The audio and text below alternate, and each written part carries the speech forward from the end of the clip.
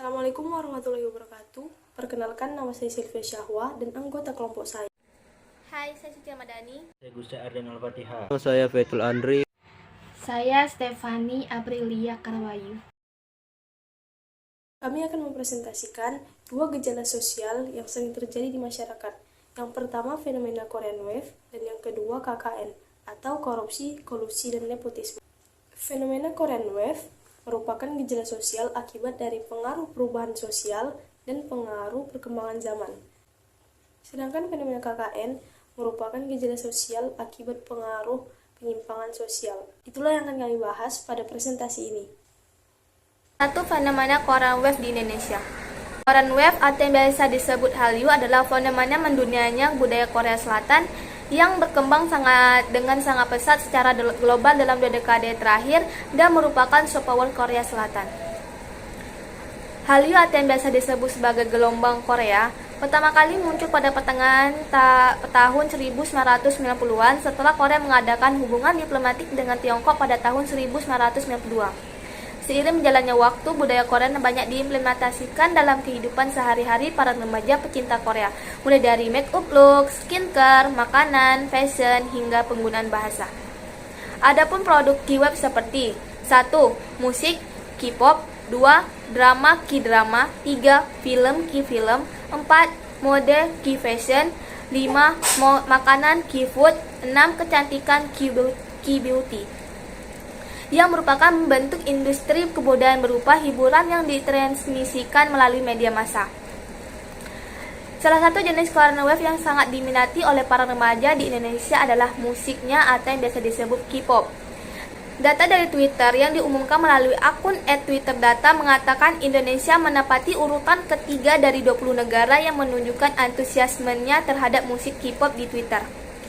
Fenomena yang paling nyata, beberapa waktu lalu salah satu restoran cepat saji yang berkolaborasi dengan idola K-pop BTS atau Bangtan boyband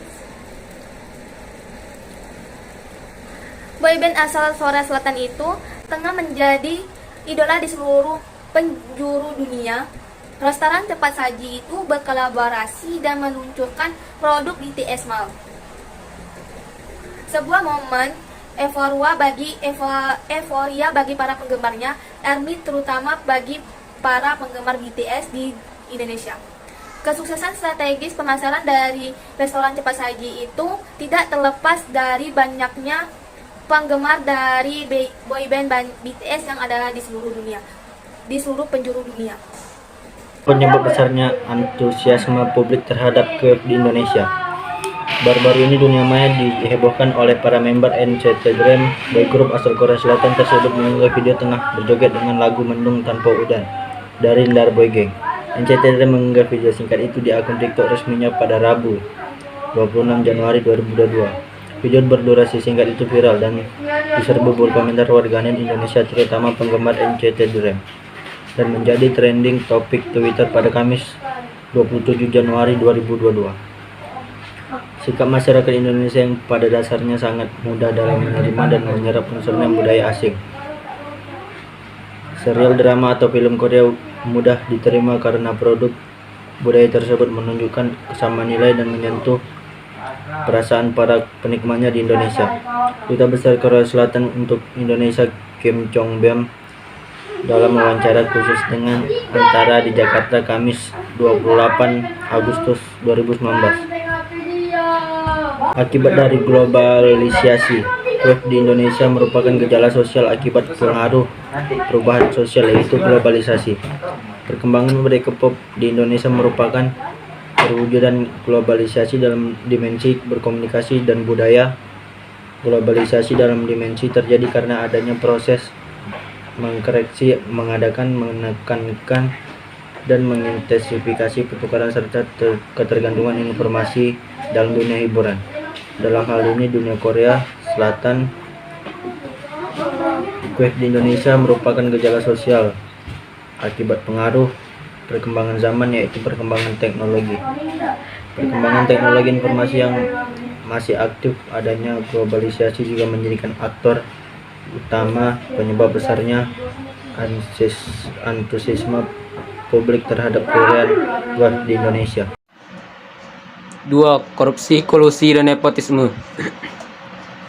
Korupsi, kolusi, dan nepotisme dalam Undang-Undang Republik Indonesia Nomor 28 Tahun 1999 tentang penyelenggaraan negara yang bersih dan bebas dari korupsi, kolusi, dan nepotisme telah dijelaskan mengenai pengertian KKN.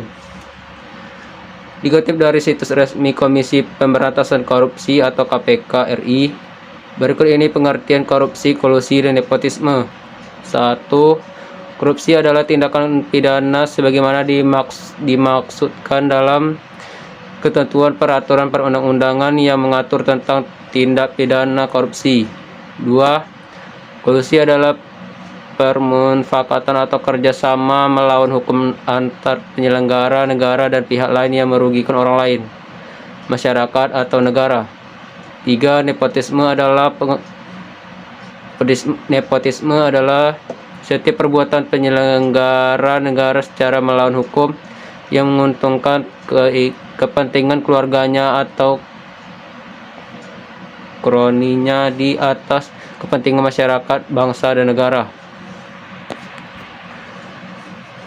Korupsi, kolusi, dan nepotisme atau KKN merupakan tindakan kejahatan yang meresahkan dan merugikan masyarakat. Secara normatif, masyarakat menginginkan KKN hilang dari kehidupan mereka.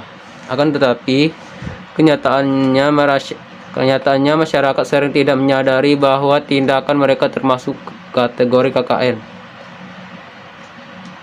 Tindakan memperbesar anggaran kegiatan atau memberi buah tangan kepada seseorang dengan tujuan tertentu merupakan awal dari KKN. Tindakan peserta didik seperti menyontek, membolos, dan sering meninggalkan jam pelajaran merupakan bagian dari KKN. Oleh karena itu, kita hendaknya membiasakan diri untuk menghindari perilaku-perilaku yang termasuk dalam korupsi, kolusi, dan nepotisme. Korupsi, kolusi, dan nepotisme merupakan salah satu masalah di Indonesia yang belum terselesaikan.